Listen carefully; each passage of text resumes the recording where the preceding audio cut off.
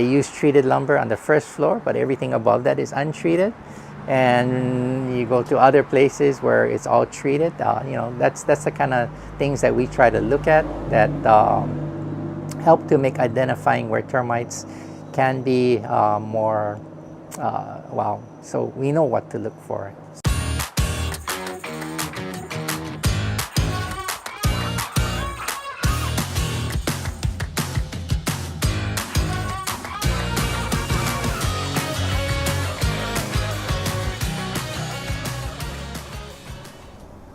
Hi, thanks for joining us today.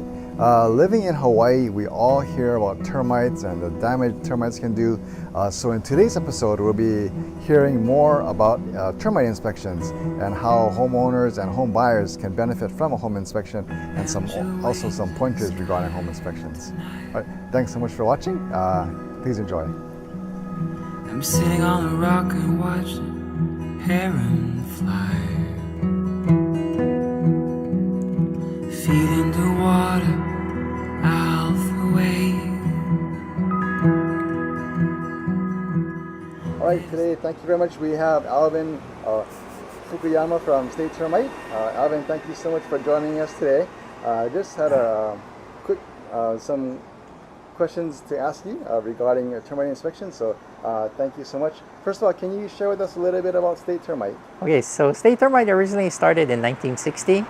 I bought it in 1991 and I've been running it since then. I've been in the business from late 70s, starting in wood treating, and then I went to island termite in the latter part of the 70s, and then in 1981 I was part owner at Vets Termite for about 10 years, and then I bought State Termite.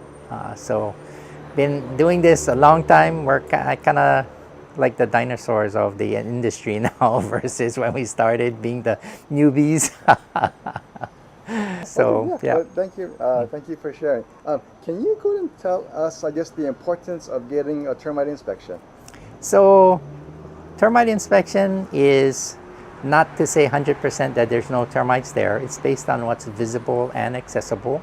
So if someone's living there, we don't move the things to look behind furnitures or take things out of the cabinets and closets. So it is based on what we can see.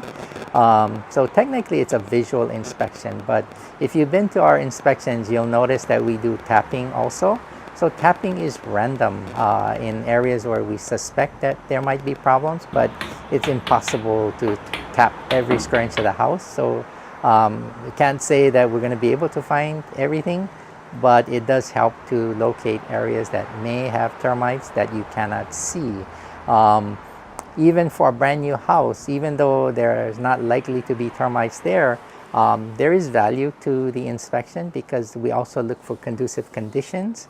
And so it could be situations where there's wood touching the ground, and I don't know if you want to show, like this house here has earthwood contact here.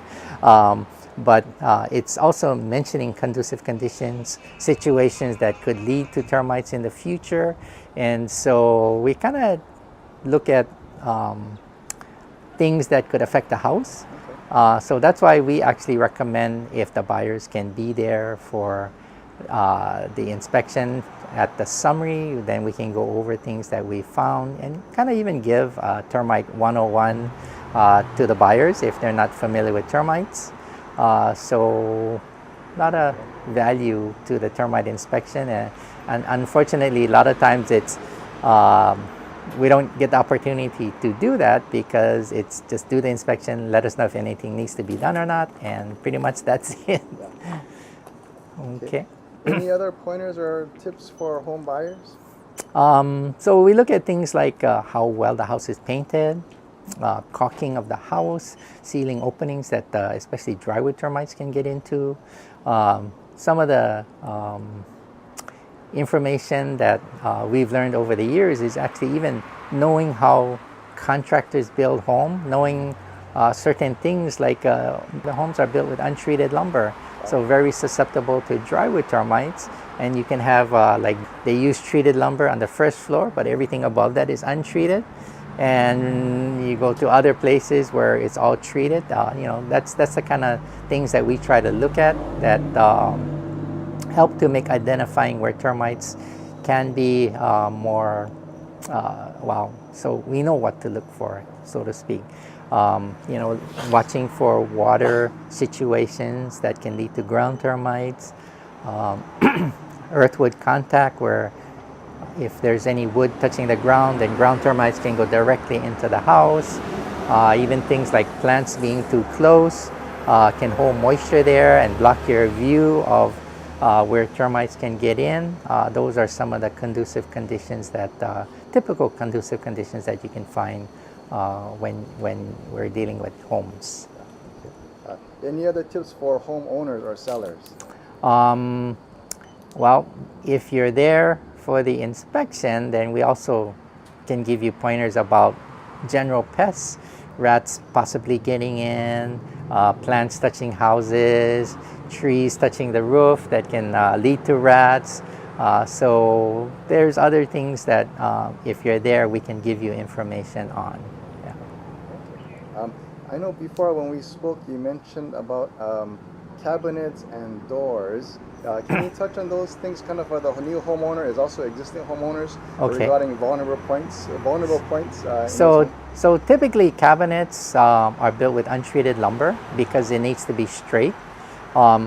Generally, presswood cabinets, not as much of a problem, but what we're noticing now is with plywood cabinets, which are very popular, and this includes not only the Chinese one, but even locally made cabinets.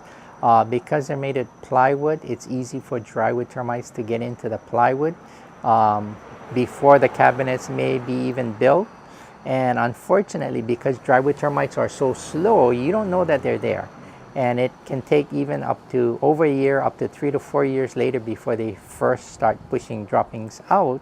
And now to go back to the contractor or the cabinet guys and tell them, hey, there were termites in the cabinets, might be a little difficult. So we highly recommend new cabinets, especially if they're plywood, be fumigated before they're brought in, especially for townhouses and condos, because the likelihood of having to fumigate those structures are remote, versus at least if it's a house, you can fumigate the house.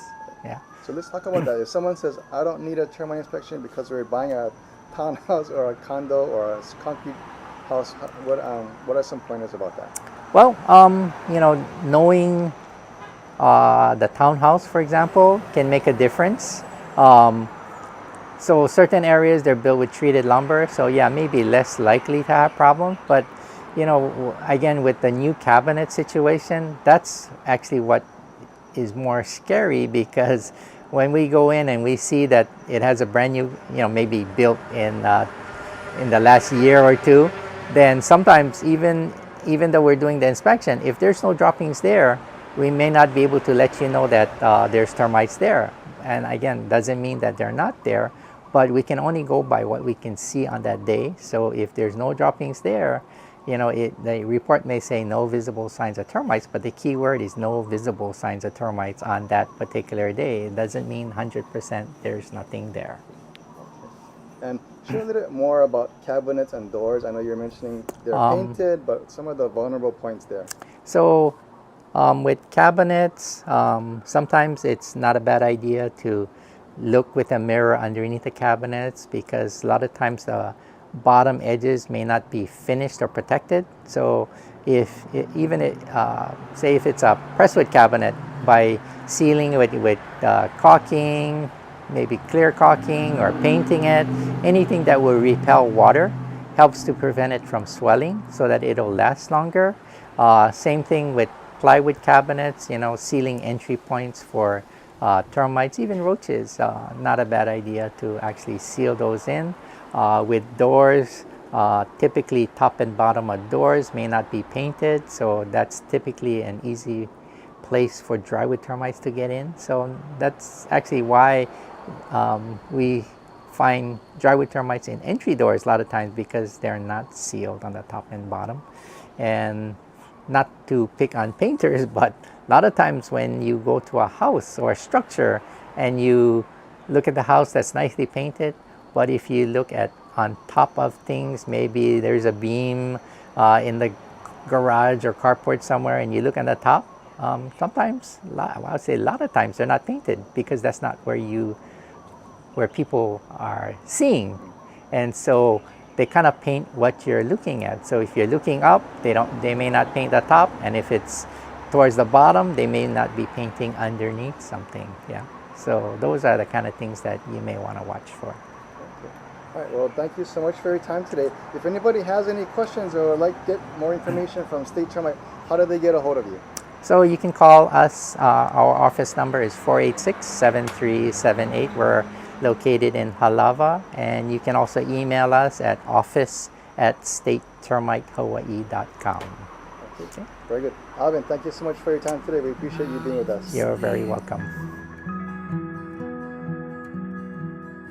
If you like today's episode and want to see more videos like this, share the video, like it, and also provide your comments on how you liked it, and also provide us with comments if there's any subjects, businesses, or any real estate related topics that you'd be interested in that you want us to bring on the show or research more for you. All right, thanks so much for watching. We appreciate that you're spending the time with us watching, and we'll be back with more videos soon. All right, thanks again for watching.